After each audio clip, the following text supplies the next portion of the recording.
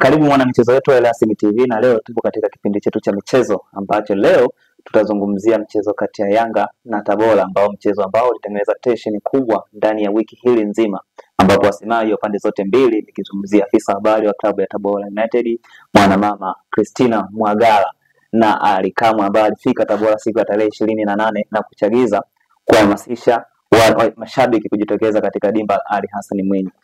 Siku ya leo klabu ya Yanga imefanikiwa kupata ushindi wa mabao matatu na kuvuna alama 3, huku walinasali Tabora United wakiambulia patupu. Na leo tupo na mwana michezo wetu au mwana mchambuzi wa masuala ya soka ambaye atatugusia yeye kama yeye ameuonaje mchezo wa leo. Karibu.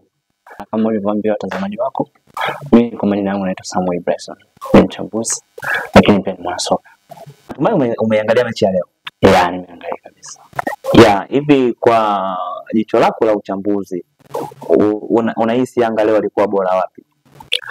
Tukizungumzia mechi ya leo, kwanza tunazungumzia mechi ambayo ilikuwa ina hisia kubwa. Ni mechi ambayo kwa upande mkubwa mashabiki wote, wapenda soka wote Tanzania walikuwa wanaisubiri sana hii mechi. Na ni mechi ambayo kila mmoja alikuwa anatamani kuiona. Kwa hiyo tukizungumzia hii mechi kwa upande wa Yanga, ni vitu viwili ambavyo viliweza kuamua mechi. Tunazungumzia form na class. Form ya Tabora na form ya Young Africans ilikuwa tofauti. Lakini pia tukiangalia class ya wachezaji wa Tabora United na class ya wachezaji wa Yanga ilikuwa ni vitu viwili tofauti sana. Kwa mtazamo wako, unahisi ni kwa namna gani hizi majigambo ya nje ya uwanja yamechagiza huu mchezo kuwa na tension kubwa siku ya leo? Majigambo sawa, kama unavyosema kweli yamechangiza kwa kiasi fulani. Kama tulipoona leo, kwanza uwanja ulikuwa umesheheni. Kila mtu alikuwa na shauku ya kwenda kuiona hii mechi. Kila mtu alikuwa anatamani kwenda kuona nini kitatokea. Kwa hiyo naweza nikasema kwamba hii mechi ilikuwa na tension kubwa, kwanza kulingana na matokeo yaliyopita. Matokeo yaliyopita yalikuwa ni matokeo ambayo Yanga walipoteza kwa magoli 3-1. Tuliona pale walipocheza pale uwanja wa Chamazi. Lakini pia ilikuwa ni mechi ya kisasa. Mashabiki wengi na wapenzi wengi wa soka walikuwa wanatamani kuona kwenye mzunguko wa pili na mechi ya raundi ya pili kwamba nini kitakachojiri.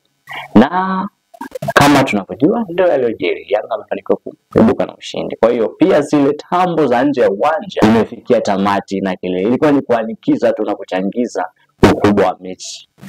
Na kabla sijasahau, nakumbuka kocha wa klabu ya Yanga alipoulizwa swali kwamba yeye mchezo leo anauchukuliaje kulinganisha na matokeo hapo nyuma, akakwambia Tabora ambayo ilimfunga Yanga ni Tabora nyingine, anategemea itakuwa imebadilika, lakini hata Yanga ambayo ilifungwa na Tabora zile bao 3-1 sio Yanga ile ambayo yeye alikuwa anaifundisha. Unahisi kauli gani ilikaa kisoka au kimtego kwa wewe jicho kwa uchambuzi? Mimi naweza nikazungumzia katika mazingira mawili. Kwa sehemu ya kwanza naweza nikazungumzia katika uhalisia. Uhalisia alichozungumza kocha ni kweli. Tukiangalia kikosi kilichocheza na Tabora dhidi ya Yanga katika mzunguko wa kwanza ilikuwa tofauti. Yanga walifanikiwa na waliwakosa baadhi ya nyota wao muhimu, ikiwemo Ibrabaka kuwepo kwenye ule mchezo. Lakini tukiangalia Dickson Job alikuwa majeruhi. Lakini Badinaf Andabwile aliingia tu dakika za mwanzoni akapata pia majeruhi. Kwa hiyo Yanga walikuwa na kubwa sana na wimbi kubwa la majeruhi. Lakini ni tofauti ndio tofauti kwenye mechi ya leo wamepatikana. Lakini tukiangalia kwa Tabora United wamepitia mabadiliko. Benchi lao la ufundi wamefanya mabadiliko. Kwa hiyo alipokuwa anazungumzia kocha, alikuwa anazungumzia katika mlengo wa uhalisia.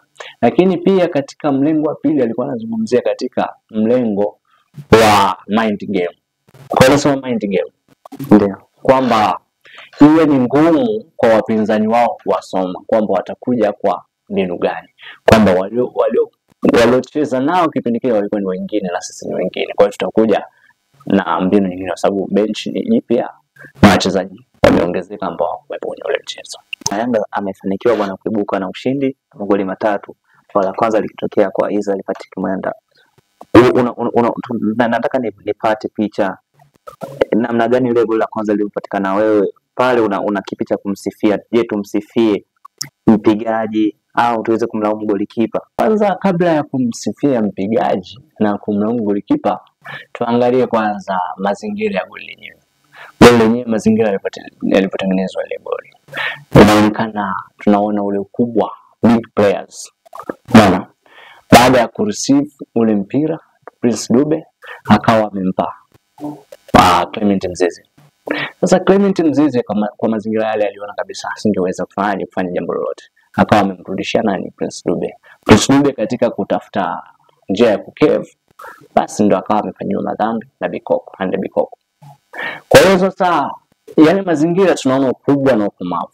Lakini tukija kwamba kwenye ubora wa mpigaji na udhaifu wa golikipa, tukisema kwamba tunamhukumu golikipa kwa ile goli, tutakuwa tunamkosea. Kwa sababu magoli kama yale yamefungwa sana. Yamefungwa na wachezaji wengi. Kwa pale moja kwa moja msifu kwamba aliweza kuchagua engo sahihi. Timing nzuri na engo sahihi. Wakati naangalia ile mechi, kuna muda niliona kipindi cha kwanza dakika zile za kuanzia dakika 10 mpaka dakika 20 kabla hata goli la kwanza halijapatikana. Leo ilionekana kama wametulia sana pale katikati, na yule mchezaji wao alivaa jezi namba 6 yule Munganga. Yes. Lakini baada ya kupata majeruhi nikaona kama Tabora kuna sehemu amedrop. Unahisi ile kitendo cha kuumia kwa Munganga ndio kimepelekea Tabora kukutana na hii dhahama leo?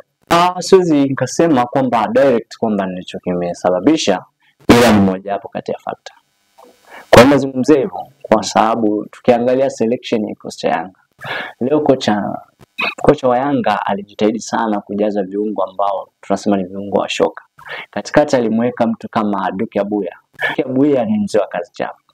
Yeye yani anafanya ni man to man. Lakini tukimwangalia Mdathiri pia ni mtu ambaye naye anaingia man to man. Kwa hiyo walikuwa ni viungo wawili ambao walikuwa wana uchezaji ambao unawiana.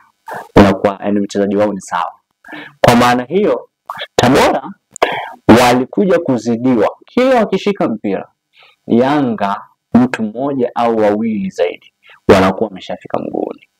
Kwa hiyo kwa maana hiyo tunaweza tukasema kwamba hiyo itakuwa ni factor kwa kweli, kwa sababu Munganga tunamjua, tumefuatilia tangia akiwa AS Vita, ni mchezaji mzuri. Lakini kutoka kwake pia ileta pengo. Japokuwa alikuja kuingia watu kama kina Seseni, mchezaji wa kongwe sana kwenye ligi yetu tunafahamu vizuri. Kwa hiyo pia hili na yenyewe changia, lakini ubora wa viungo wa Yanga ndio uliweza kuwashinda ubora wa viungo wa Tabora United.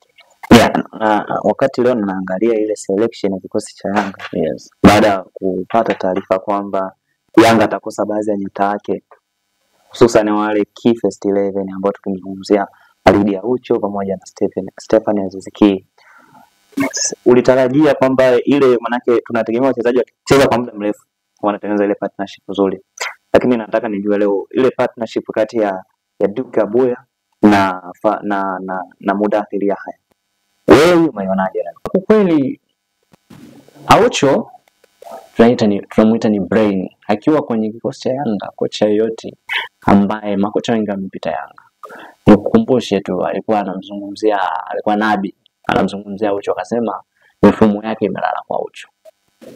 Lakini pia tukizungumzia Isaac Gamondi, anakuambia kwamba Aucho ndo brain ya timu. Kwa hiyo hatuwezi tukasema kwamba mchango wa Aucho hauonekani kwenye timu. Mchango wa Aucho upo. Lakini tukija kwenye partnership ya leo, Duke Abuya na Mudathiri ni wachezaji ambao wapo kwenye kikosi tangia msimu umeanza. Ndio wapo kwenye kikosi, wamecheza mechi zaidi ya moja. Kwa mechi zaidi ya moja amecheza pamoja. Japokuwa sasa kitu ambacho kinakosekana, kuna wale ambao tunaita ni man to man, hadi viungo wa shoka. Sasa Duke ni kiungo ambaye anapenda kuingia sana miguuni. Lakini pia tukimwangalia Mudathiri na yeye ni kiungo ambaye anapenda sana kuingia miguuni. Ila Aucho sio kiungo anayependa migongano sana. Kwa hiyo sasa anapokuwa anacheza Aucho na Mudathiri, timu inapata stable fulani. Inakuwa kwamba kuna ambaye anaweza kaenda kupokonya mipira, lakini pia kuna ambaye anaweza akaichezesha timu. Wakiwepo Duke Abuya na Mudathiri, wanakuwa wamejaza viungo wawili wenye kariba ya uchezaji sawa. Kwa hiyo japokuwa leo mwalimu amefanya vile, kwa kumweka kama Pacome. Pacome alikuwa anacheza kama winga kivuli. Mara nyingi alikuwa na kati. Alikuwa anaingia ndani kuwasaidia nini? Yes. Na Pacome uwezo wake wa kudribble ndio maana mapungufu hayajaonekana kati ya Duke Abuya na Blay. Kweli, kwa sababu hata nimekuja kuona ile kipindi cha pili na Duke alibadilika kabisa uchezaji. Nadhani kocha aliamua sasa kumpa maelekezo kwamba tutumie mpira ile direct. Maana nikaona Duke sana akipata mpira sana anaipeleka mbele. Pata mpira inaenda mbele. Maana hata Yanga ambayo ilikuwa imecheza kipindi cha kwanza, yani kuja kipindi cha pili kana Yanga fulani hivi na kasi zaidi. Ambayo kwa maana yangu mimi nikaona labda tena ikawa ndio njia tena ngumu sana kwa Tabora kujifanyaje kuwazuia. Labda wewe nipate labda japo walau maoni yako. Tabora leo yeye alifeli wapi? Au alifanikiwa wapi katika huo mchezo wa leo? Unajua Tabora leo kafanikiwa na kafeli katika maeneo mengi. Lakini katika kufeli kwake kitu cha kwanza ambacho kimewatoa Tabora ni tension. Tension ya mpira Tabora waliacha ikawavaa. Na ukiacha tension ya mpira ikakuvaa, tension ya mechi husika ikakuvaa, ina maana kwamba hiyo mechi utakuwa unaicheza kwa jazba. Nitoe mfano. Alipokuwa anacheza leo Erite Makambo. Ndio.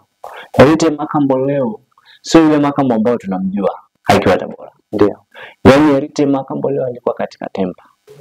Yaani alikuwa achezi mpira bali alikuwa anacheza bato. Alikuwa na bato yake na baka. Sasa ile bato haikuwa bato nzuri. Ina maana ilikuwa anaendeleza sana bato alafu anasahau kucheza mpira. Ndio. Alikuwa ni Erite Makambo.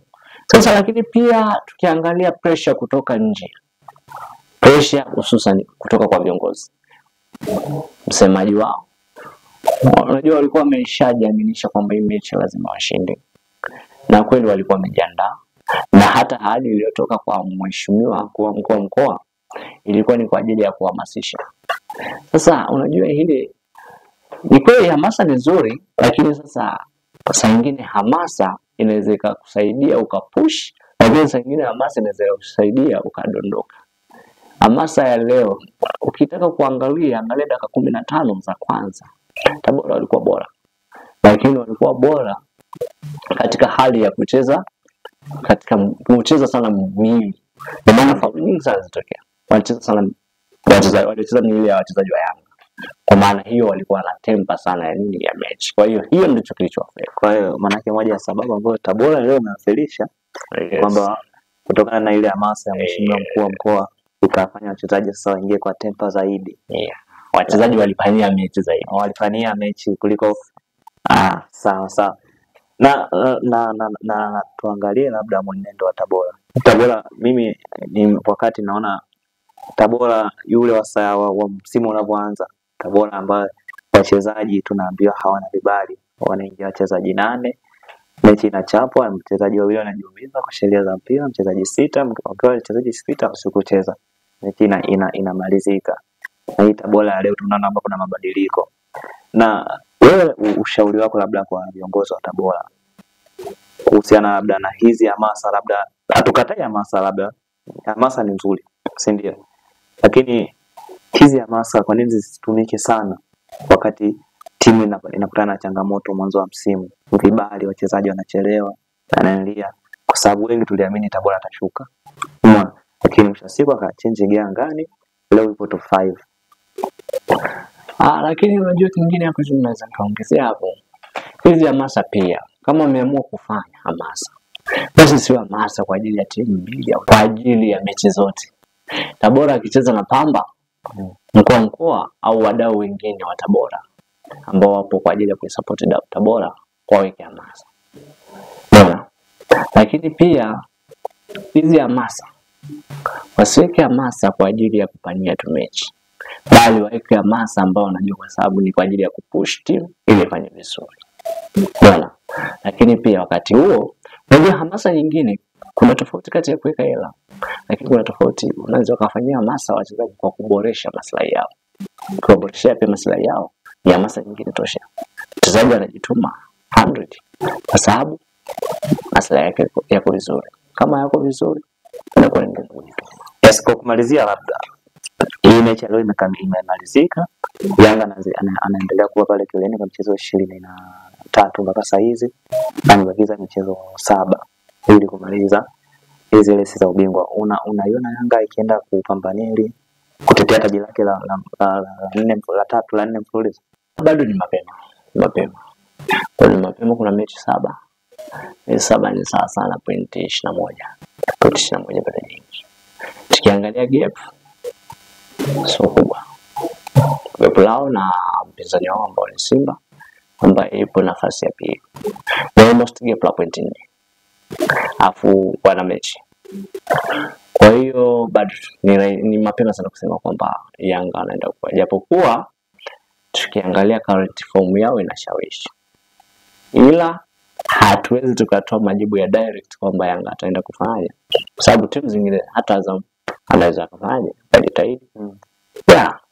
Basi niseme tu kufikia hapa bwana, nikushukuru sana wanahisi watazamaji wetu bwana, atakuwa wamefurahia sana uchambuzi wa leo. Na niseme tu mtazamaji wetu bwana, usisahau kusubscribe channel yetu ya Elasim TV ili habari za michezo siweze kukupita kama hivi. Pia mimi niwashukuru sana Elasim TV na nikuombe tu mtazamaji wetu ufanye kusubscribe, kulike, kushare na comment hapo chini na kutoa mapendekezo kwa ajili ya kufanya kipindi kiwe kizuri zaidi. Bwana nikushukuru bwana, tuombe, lakini Simba heri huko bwana, saa 1 sio mbali sana watacheza. Tuombe heri wa Tanzania wenzetu. Tuombe heri bwana waweze kutuwakilisha vyema, sababu ndio timu pekee ambayo imebaki mashindano ya CAF. Ni jambo la kitaifa, na sisi kama Watanzania lazima tuungane wote tuiombee timu yetu ya Tanzania iweze kufanya vizuri.